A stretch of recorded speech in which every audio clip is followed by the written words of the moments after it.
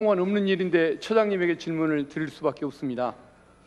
그 조희대 대법원장님이 한독수 총리와의 만남에 대한 그 의혹, 이걸 제대로 해명했다고 보십니까?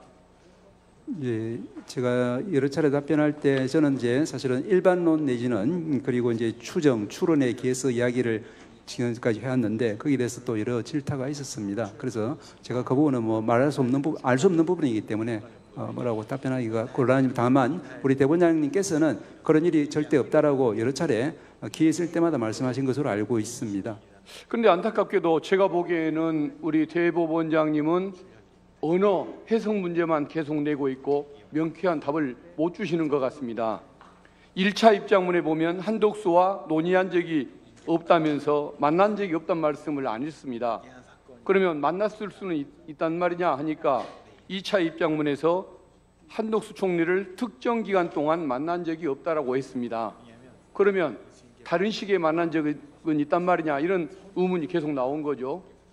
그런데 이제 서면 답변에 국회에 제출한 걸 보면 질의하신 내용과 같은 만남이 없었다 이렇게 말씀을 합니다. 그러면 질의했던 그 내용과 다른 만남은 있었다는 뜻이냐, 이 의문이 드는 겁니다. 근데 이번에 국회에서 제가 반문을 하고 싶었지만 답변하고 떠나시는 바람에 따로 질문을 못 했는데 보면은 언급된 한독수라는 이름도 직접 얘기를 안 하십니다. 언급된 사람들과 일절 사적인 만남을 가진 적이 없다 이렇게 말씀하시면, 그러면 공적인 만남은 있었다는 뜻인 거 아닙니까? 왜 그렇게 명쾌한 답변을 못 주시는지 저는 좀 의문스럽습니다. 그래서 저는 우리 대법원장님의 제5차 답변이 여전히 필요하다 이렇게 말씀을 좀 드리고 싶습니다. 그리고 이제 우리 처장님께 질문을 드리겠습니다. 최근에 그 한독수 총리 또 내각의 장관들, 윤석열 전 대통령 나오는 CCTV 영상 처장님 보셨습니까? 보질 못했습니다. 예, 언론에 보도된 걸 보면 한번 봐주십시오. 한독수 총리가 내각의 장관들과 또 윤석열과 어떤 개헌 관련 서류를 주고받고 또 꼼꼼히 그 부분 봤습니다. 보였습니까? 예. 꼼꼼히 챙기고 또 심지어는 또 어느 장관은 웃으면서 대화하는 장면이 나옵니다. 내란을 성공시키려는 적극성, 치밀함이 거의 다 담겨 있는데 법원에서 특검이 신청한 구속영장을 기각을 했습니다. 그리고 법무부 장관 박성재 전 장관은 내란을 말려야 할 위치에서 말린 것이 아니고 거기에 가담을 한 걸로 분명히 드러나 보입니다. 불법 비상계엄 선포 이후에 법무부에 와서 검사 파견을 검토하도록 지시하고 교정시설의 수용 여력을 점검하도록 했습니다. 출국금지 담당 직원의 출근을 지시를 했습니다. 그러면 윤석열의 불법 비상계엄 사태, 이 실행계획을 치밀하게 이행하는 가담 행위를 저지른 거 아닙니까? 그런데 위법성의 인식이 어떻다? 초등학생들도 국어만 할 줄 아는 사람이 헌법 법문을 봤을 때 이게 불법이라는 걸 알 텐데 위법성에 대한 인식이 어떻다? 도주, 증거래 인멸의 우려가 어떨까? 이런 표현을 하면서 기각을 했습니다. 이게 과연 국민의 눈높이에 맞는 일이냐? 이래서 어떤 내란 전담 재판부 얘기가 나오는 것이 아닌가 싶습니다. 지금 형사 판결에 대해서 국민 사법참여재판법 배심제를 지금 우리가 시험적으로 시행하고 있지 않습니까? 예. 그래서 저는 이런 내란 사건에서도 이러는데 일반 사건에서는 그러면 부당한 영장 기각이 없겠는가, 이런 걸 생각한다고 한다면 일반 사건에 대해서도 일반인 국민들이 사법 참여를 할 수 있도록 영장 재판에도 관여할 수 있도록 한번 검토하면 어떨까 싶습니다. 그래서 어떤 시장, 군수 등이 추첨을 통해서 뽑는 시민들이 배심 형식으로 관여를 하거나 아니면 헌법재판소장, 변협회장, 법학교수회장 이런 분들이 추천하는 전문가가 참심대 형태로 함께 심의를 하거나 이렇게 해서라도 뭔가 국민의 눈높이에 맞는 재판이 이루어지도록 해야지 왜 영장재판이 예측 불가능하게 이렇게 나올 수 있는 것인지 저는 답답한 생각이 듭니다. 법원행정처에서 뭔가 답을 좀 주시기 바랍니다. 예, 안 주시면은 특별한 방법을 제시를 안 하시면은 저는 이런 영장 재판에 대해서도 사법 참여 재판이 이루어지도록 법안을 발의를 해야 하는 거 아닌가 그렇게 생각을 하고 있습니다.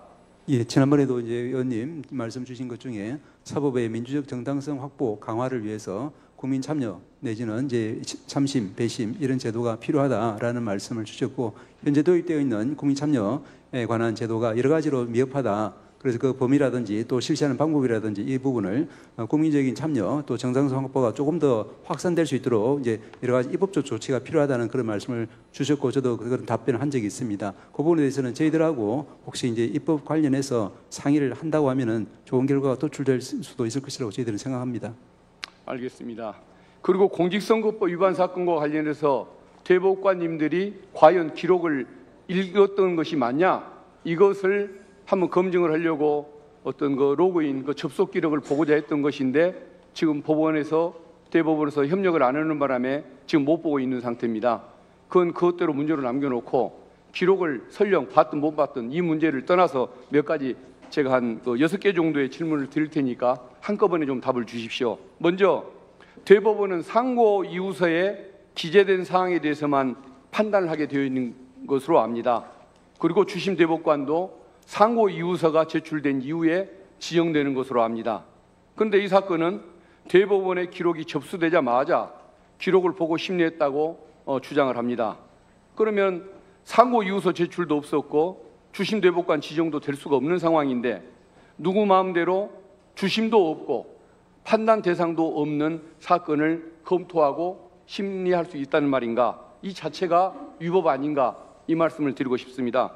그리고 두 번째는 그 기록 접수 후에 합의를 할 때까지 이 사건만 집중 심리를 한 것이, 정말 집중 심리를 한 것이 사실이라고 한다면 다른 소부 사건은 재판을 미뤘어야 맞는 것 같은데, 그 사이에 소부에서 심리되거나 선고된 사건은 없는지 그 기록을 좀 한번 확인해 주시면, 재판 내용 확인해 주시면 고맙겠습니다. 네, 그 앞에 마이크를 누르십시오. 1분. 예, 세 번째 질문입니다. 이 사건처럼 원심 판결 후 그 다음날 기록이 대법원으로 송부되고 또 대법원 파기환송 후에 그 다음날 서울 고법으로 기록이 송부된 전례가 과연 한 번이라도 있었는가?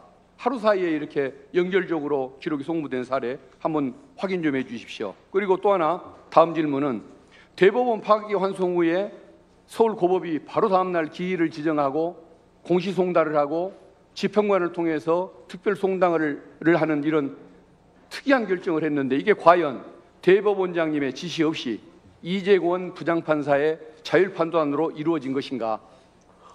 이게 진정한 사실인가를 한번 묻고 싶습니다. 그리고 대법원 상층부에서 이재권 재판장에게 모든 책임이 있는 것처럼 미룬다고 한다면 이건 대법원장님한테 돌아올 수 있는 직권남용의 수사 가능성, 이것을 회피하려고 이렇게 비겁해 보이는 처신을 하는 건 아닌가? 예, 말씀드리겠습니다. 예, 첫 번째, 그 상고유서 접수와 주심 미지정 이전임에도 이제 이 전압으로 기록 검토하는 것이 가능하냐라는 부분은 지난번에도 제가 좀 말씀을 드리고 또 긴급 질의 응답서에서도 저희 행정처에서 검토한 그 이론적인 결과는 말씀드렸습니다. 이 부분은 물론 이제 그 여러 차례 많은 의원들께서 질타하시는 것처럼 현실적으로는 그렇지 않지 않느냐, 이 부분에 대해서는 저희들은 할 말은 없습니다. 왜냐하면 우리 현실에 많은 사건 처리를 위해서 전압 사건으로 많이 이제 처리를 못하고 있기 때문에. 그렇지만 이론적으로는 이제 그 사건이 전체적으로는 이제 전압 사건으로 들어온 상황에서 언제든지 시기 제한 없이 모든 대법관이 혹은 대법원장이 할 수도 있고 대법관이 또 요청해서 할 수도 있고 이렇게 전압 사건으로 심리기일 지정해 달라 요청해서 그렇게 해서 이제 이거 심리로 진행할 수가 있습니다. 이 사건이 좀 이례적이지만 아마 그런 성격의 사건으로 저희들은 이론적인 판단을 하고 있습니다. 다시 말씀드리지만 제가 이제 그 직접 관여를 하지 않았기 때문에 이 부분에 있어서는 이제 이론적인 일반론 그리고 이제 추정, 추론을 하는 것이기 때문에 그걸 전제로 이제 받아들이시면 될 것 같습니다. 두 번째로 기록 접수 후에 이제 이 집중 심리가 과연 가능했냐, 이제 뭐 여러 가지 많은 사건 처리에 힘든 가운데 이 부분은, 그래서 이 부분도 제가 이제 전에 말씀드린 것처럼 현재 이제 그 전압 다수 보충 의견서에 그래 나와 있으니까 뭐 대법관님들이 이제 그걸 갖다가 거짓으로 쓰지는 않았을 테니까 그러니까 집중적으로 했을 테고, 다만 그 사이에 그러면 이제 소보 사건을 처리를 어떻게 했느냐, 저희들이 이제 그 소보 사건은 소보 사건대로 처리를 하면서 또한 이제 전압 사건은 처리를 합니다. 그래서 이제 아까 또 말씀드렸지만 이제 대법원에서는 이제 그 기본적으로 법률심으로서 그런 구조를 가지고 있는 것은 이제 그 위원님께서 잘 아시리라 믿고요. 그래서 이 사건에서도 이제 그 전압 다수 고점 의견 판결 이유 중에 그 부분에 대해서 좀 이제 해명을 하고 있는 부분이 있기 때문에 제가 말씀을 드린 겁니다. 저기 여기 있으면 보면은 이제 신속 심리를 위해 충실 심리를 이제 희생해 하는 일은 있을 수 없다라고 하면서 이 사건 주요 쟁점은 크게 복잡하지 않다. 뭐 이런 발언의 전체적인 인상이 어떤지 등등 이 부분이 쟁점인데 1심과 원심이 인정한 사실관계에 큰 차이가 없으므로 사실 인정에 어려움이 있는 사건도 아니고 1심과 원심이 동일한 사실관계에 대해서 서로 치밀하게 다른 법률을 전개했고 판결서에도 상세히 설치했으므로 대법원으로서는 그중 어느 쪽을 채택할 것인가를 결정하면 충분한 사건이기도 했다. 적어도 이게 이 판결에 나와 있는 다수 대법관님들의 인식인 것 같습니다. 그에 따르면 이제 그와 같은 이제 법률적인 쟁점에 대해서 집중적으로 이제 심리를 했다라고 볼 수밖에 없을 것 같습니다.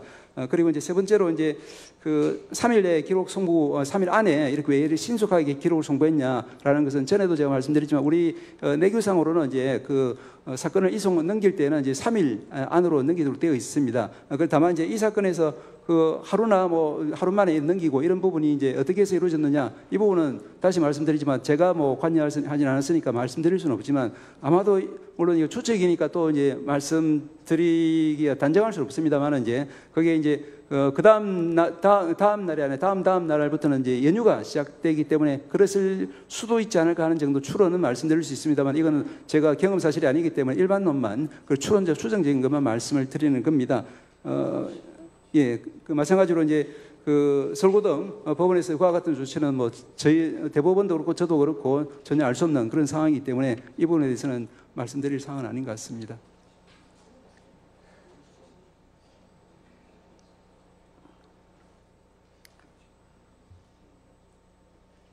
행정처장님, 예, 국정감사를 법률에 따라서 하고요. 헌법과 네. 법률에 근거해서 하는 겁니다. 예,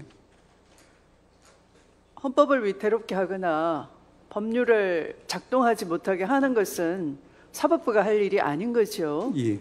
그런데 지금 행정처장님 답변은 저는 추정과 추론을 할 뿐입니다 하면서 이 국감을 불능화를 시키고 있어요. 사실 국감을 사실상 방해하고 계시는 겁니다. 지금이라도 현장 국감 취지에 맞게끔 사실 확인을 해서 답변해 주시기 바랍니다. 첫 번째 질의하신 이성윤 위원님의 질의는 얼마든지 이 자리에서 가능합니다. 실무자를 통해서 금방 확인하실 수 있습니다. 행정처장님 스스로가 국회에서 한 답변과도 많이 모순되는 것이죠. 여러 차례 진술을 번복하셨습니다. 이 스캔한 문서를 봤을 수도 있다. 이렇게